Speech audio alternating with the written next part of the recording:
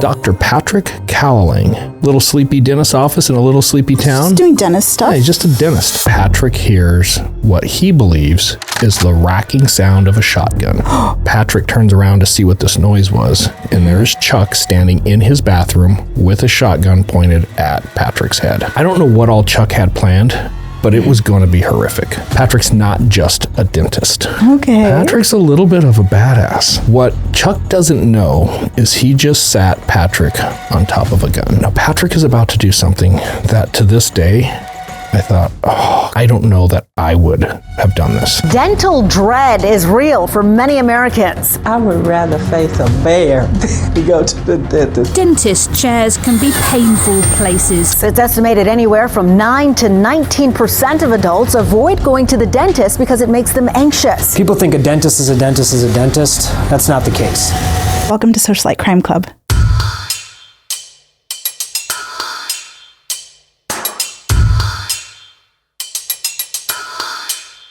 What kind of hair-raising, adrenaline-filled episode are we bringing socialites today? I'm going to take you on a roller coaster ride of vulnerable moments that culminate in a split-second decision to live or die.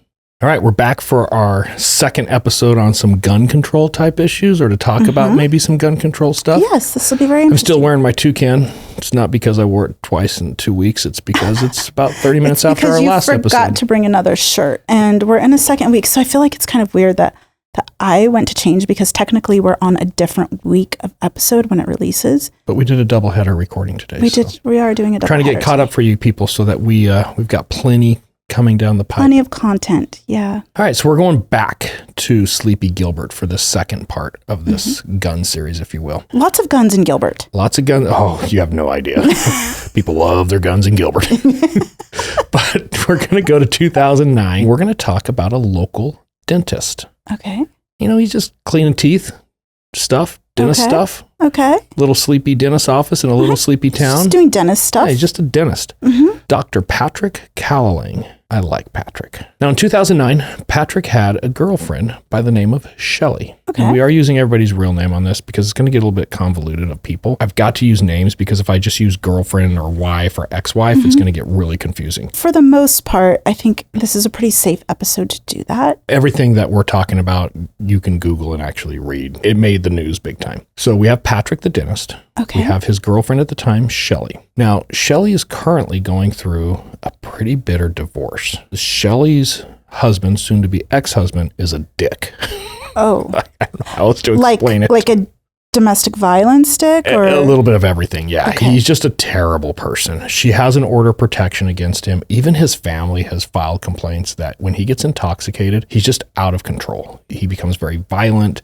There's been issues with him trying to beat up other people, like while they're holding children. What? He's just, the guy's just an ass clown. He is not a good person. Okay. And the husband, Shelly's husband, who she's going through a divorce with, is Charles Goff, Goff, the third.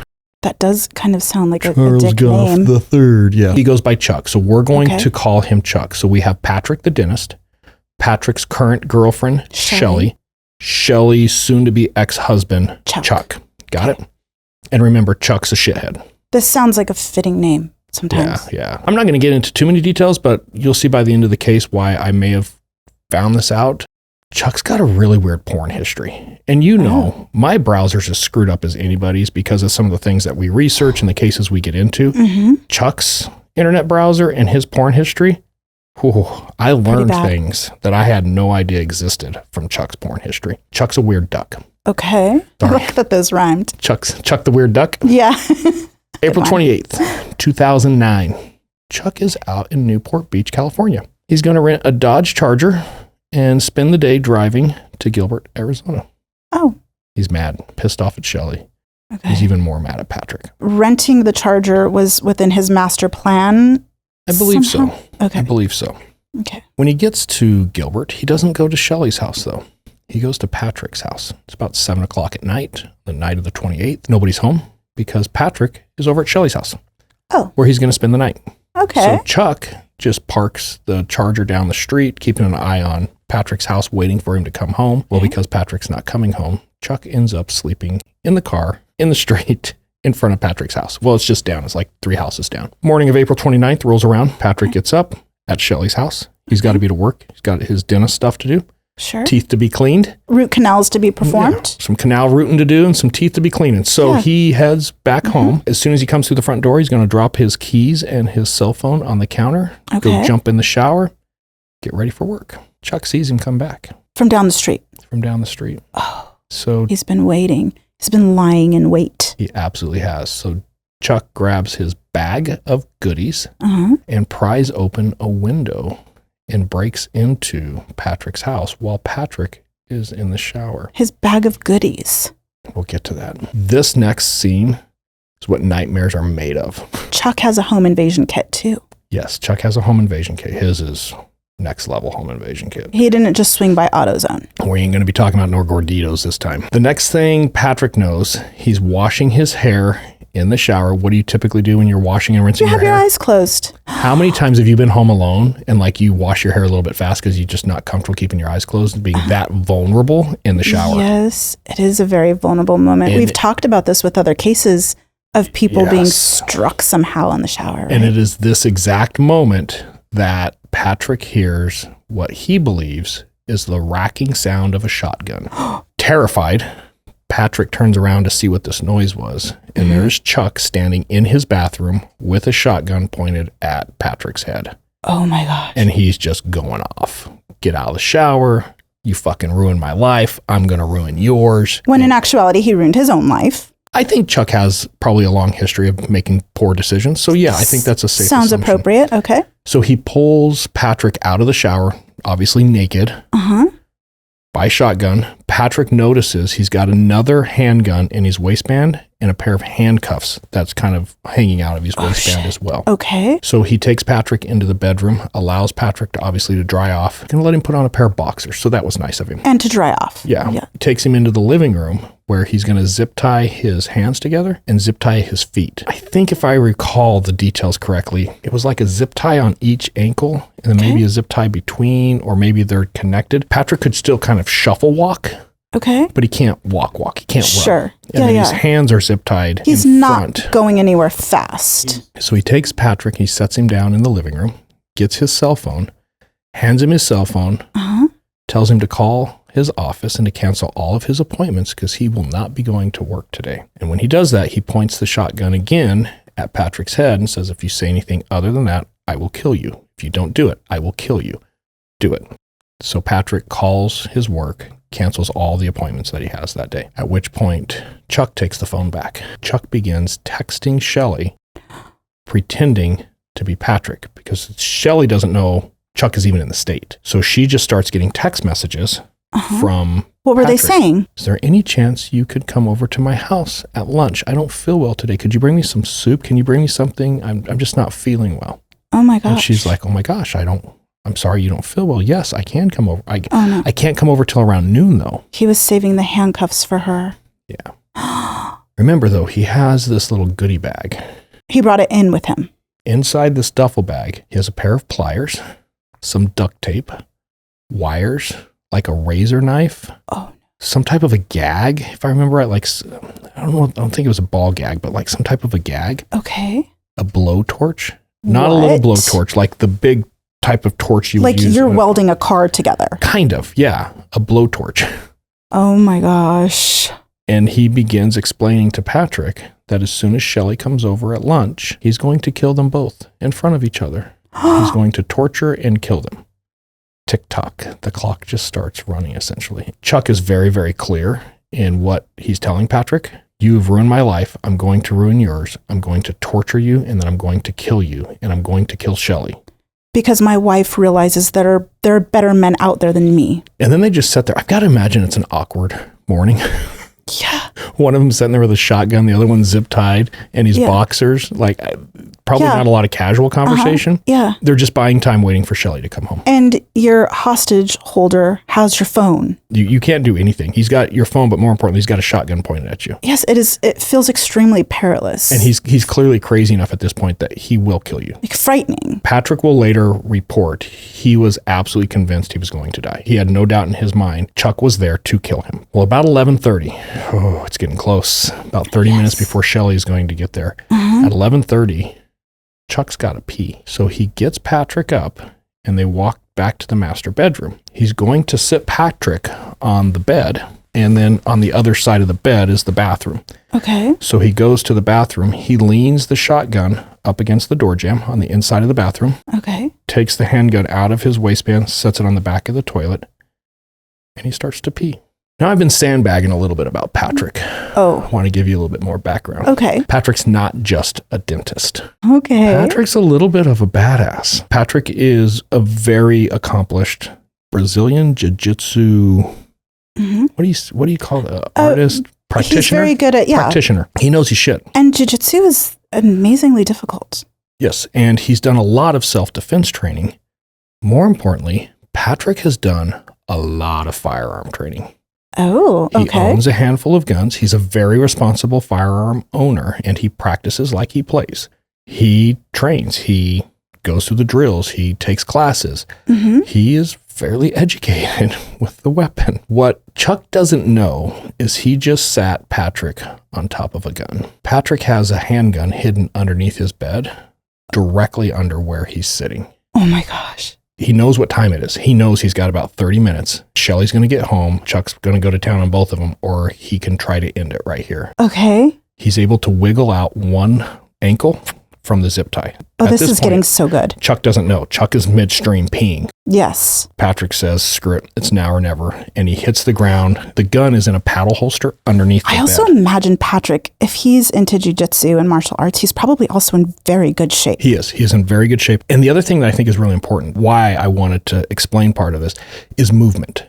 If you don't typically roll around on the ground, move, get limber, all of that good stuff, the motion it would take to be sitting on a bed, get onto the ground, reach underneath, grab a gun, get it out of the holster, roll around, come up shooting somewhat on target. I think it's harder than people think, especially under a high stress situation. Yes. Chuck's going to see him. The level of resiliency to think about this in one of the most frightening moments of your life is just unbelievable. But delivering rounds accurately at that moment. Well, hang on. We haven't gotten to that part. Well, but what I'm trying to say is, when I say it is under crazy stress. Yeah. Chuck sees him do this. So Chuck turns around. Wait, was Chuck firing. like midstream when he sees is peeing, this? He sees it. He grabs the gun off the back of the toilet. Because remember, he set the handgun on the back of the toilet.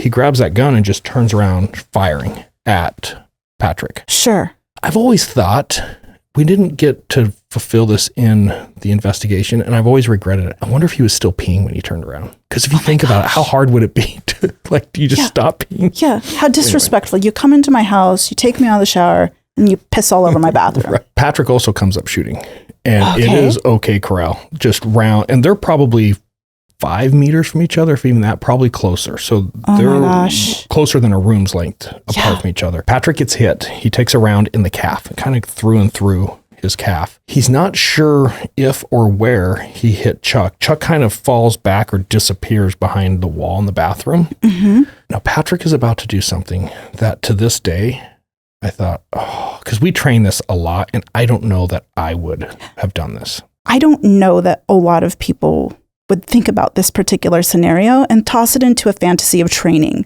So the one thing, though, that really impresses me about Patrick, whenever you get into a gunfight, rounds have been exchanged, there's an immediate lull, or there's just a brief second. A lull in the gunfight. Yeah, there's a lull where I can start to process, am I hit? I need to move. I need to get to some type of safety, some type of cover. They? How is my gun? And one of the things a lot of times we try to train over and over and over again is making sure that your gun is still functional. And you can do that by simply a quick rack, or just maybe you reload if you have another magazine.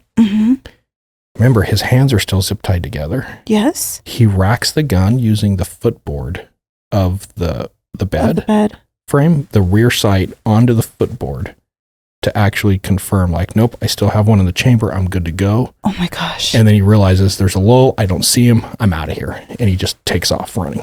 And his feet are free now because he freed his Correct. feet. So he runs down the hallway out the front door. And he's still naked.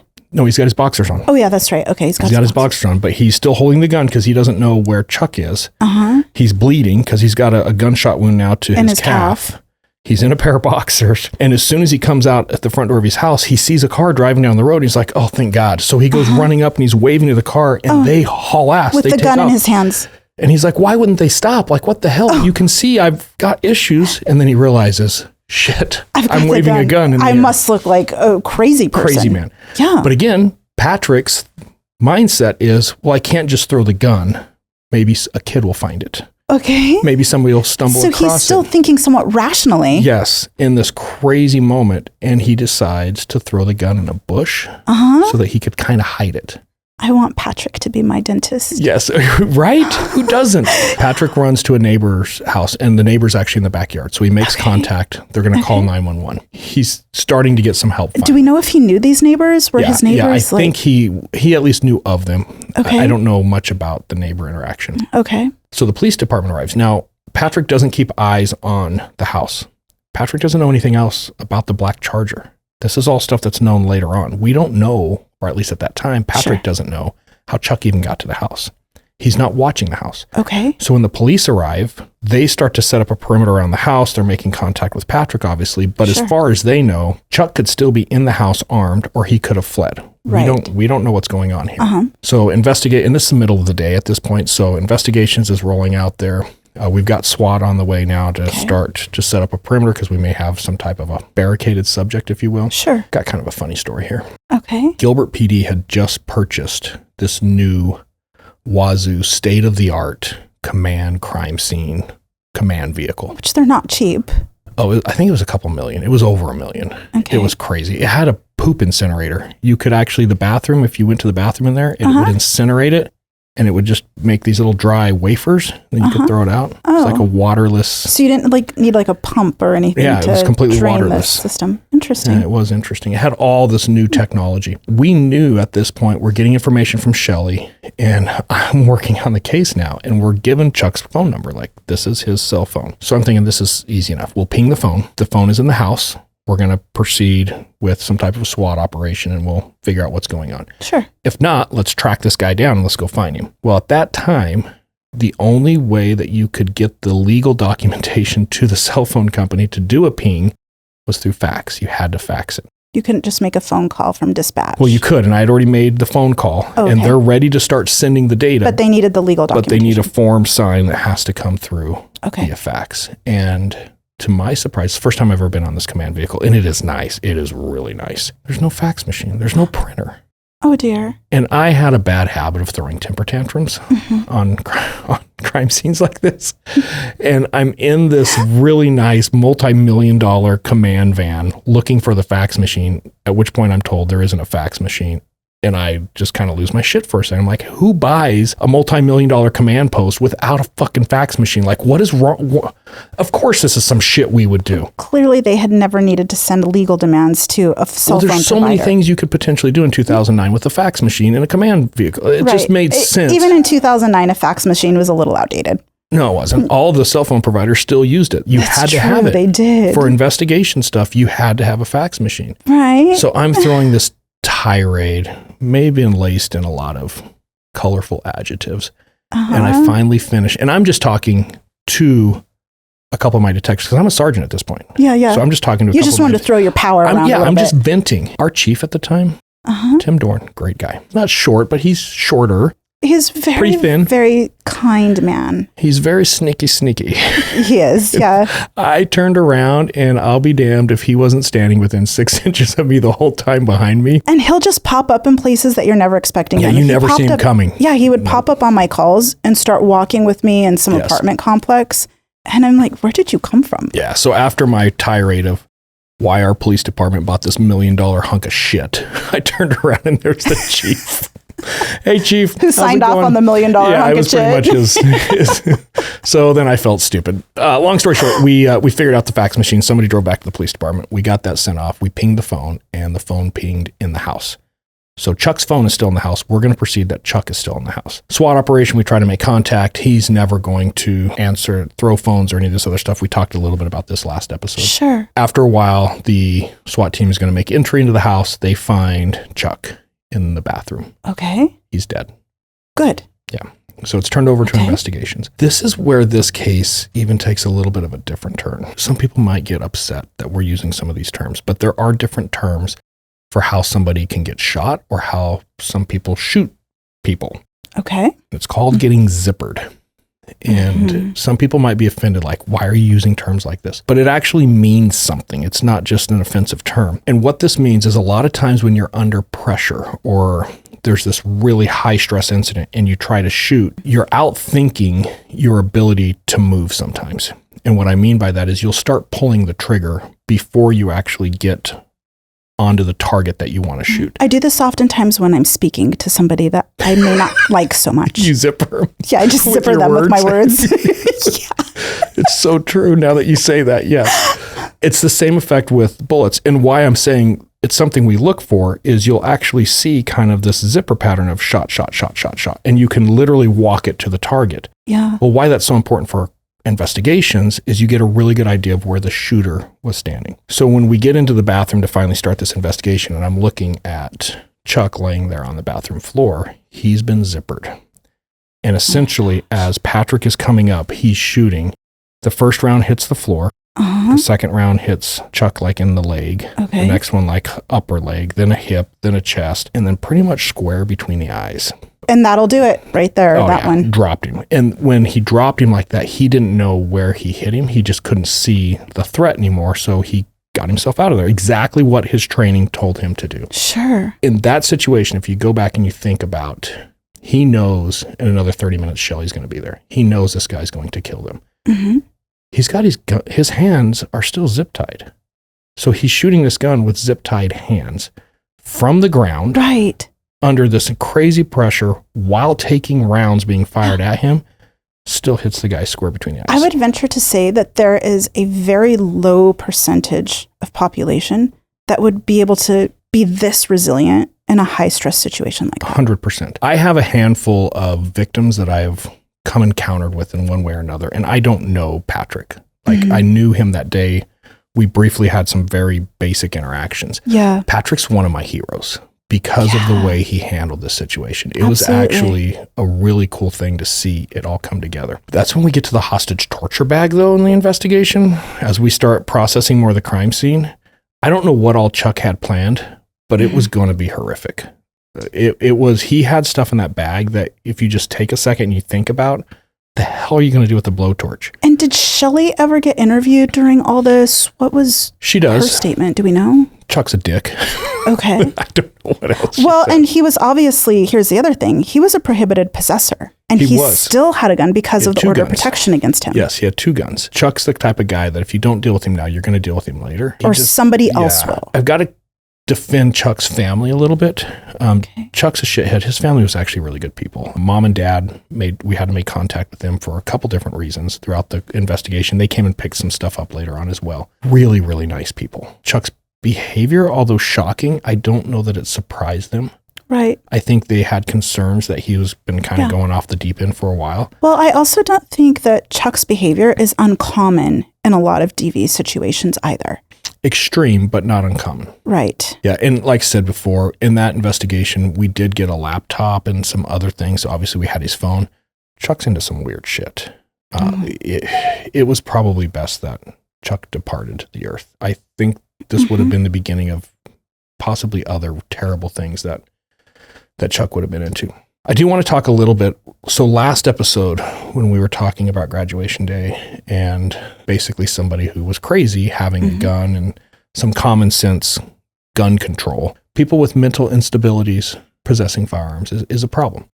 At the same time, there's 2 sides of this coin, and I think this is why there's so much friction back and forth in discussing this. It isn't a one-size-fits-all. But Patrick may not have ever survived had he not had access to his firearm. Patrick can legally own a firearm. Patrick is a responsible gun owner. And he sounds like a very mentally stable person. Very mentally stable. He took training. He can handle himself. Patrick is the type of person that I would argue, if he wants to have a gun, by all means, the dude should have a gun. So there are two sides of this coin, and I think it's common sense to allow Patrick to retain a gun if you would And like. to be able to defend himself. Got a picture here for you. Oh, this is Patrick. This is Patrick. Now, Oh, I want you to he's take very a handsome, second. isn't he? He's a good-looking guy. Yeah. Take a second. Focus on that tattoo. It's a gun. Oh, it's on his forearm. Okay, I see it now. It's somebody actually firing a gun. Oh my gosh. Tell me that this incident is- has not had a significant impact On his on life. Patrick, where I think he had that to remind him every day Maybe. that his training and his efforts that got him to that day is what saved his life and most likely saved Shelley's life as well.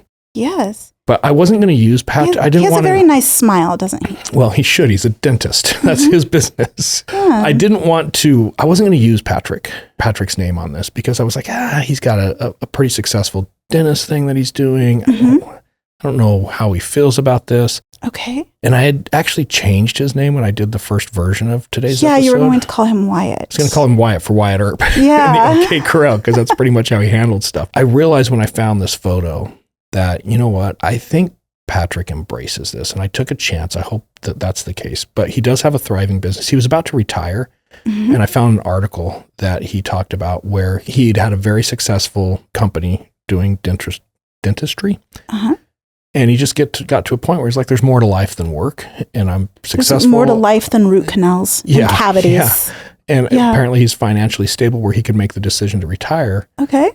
Well, he got into mentoring and teaching other dentists what he's doing, and it like completely started this second career almost for him. So now he's sticking around and he's more of a teacher, an educator within the dentist work, which is really cool. He didn't stay with Shelley. This is probably good because you said Shelley and her ex had kids. I think they had 3 kids. And talk about kind of a weird scenario. Yeah, of growing this is up the and guy who raising, killed my dad. But he's a really good guy. And I imagine too that in I don't know. those moments, Shelley probably wasn't in her best mental state either. Yeah, so he didn't marry Shelley or didn't stay with Shelley, which I think is probably all right. He does get married later on. He's got a bunch of boys now. I think he's got 3 good. boys.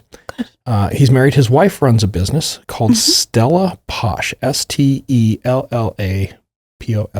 Stella Posh. We'll put it up on the screen. Kind of a cool little thing that she's doing. She makes like charms that you can put on your purse or on a bracelet, but she customizes them for anything and everything. And if you go to her website, I think it's just stellaposh.com. You name what you're into, she's got a charm for it. It's pretty crazy.